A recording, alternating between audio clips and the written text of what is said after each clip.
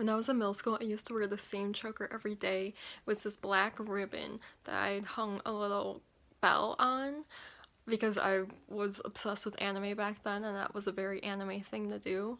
And I got so bad that like people would come up to me and ask me like, "Do you ever take that off? Do you wear it in the shower? Do you sleep in it?" And I told them yes because I was just messing with them. So that transferred in adulthood as me being like, how many chokers can I stack when I get ready in the morning?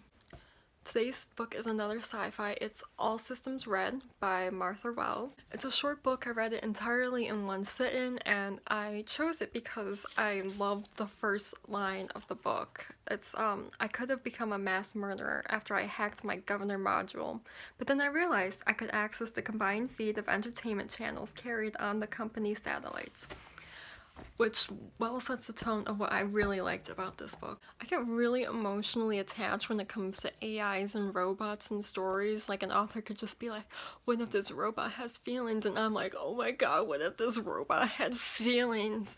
So this book was naturally appealing to me on the basis that the main character was a robot. The book is told from a security bot's perspective who calls themselves Murderbots, which I thought was funny in contrast to the fact that they were entirely obsessed with soap opera television, and throughout the book it's just whenever they have a free moment or just don't want to be involved with the crew, they just turn on an episode of their favorite show and they're just watching it instead of paying attention. Murderbot's been assigned to protect this research team on this planet, and though they hacked their governor module, that would have made them have to obey everything that their assigned team wanted them to do.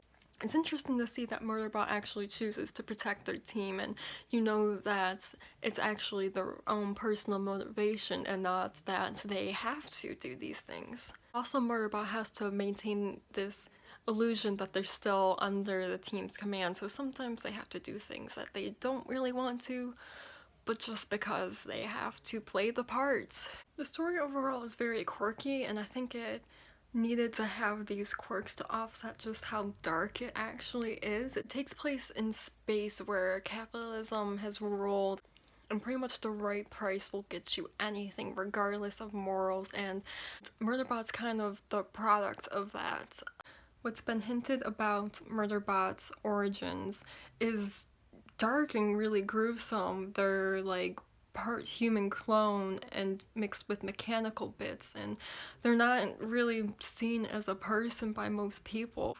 I really like the research team in the book as well. Everyone had distinct personalities, and I really appreciate that the only couple in the book was a lesbian couple, and they were just really sweet and adorable.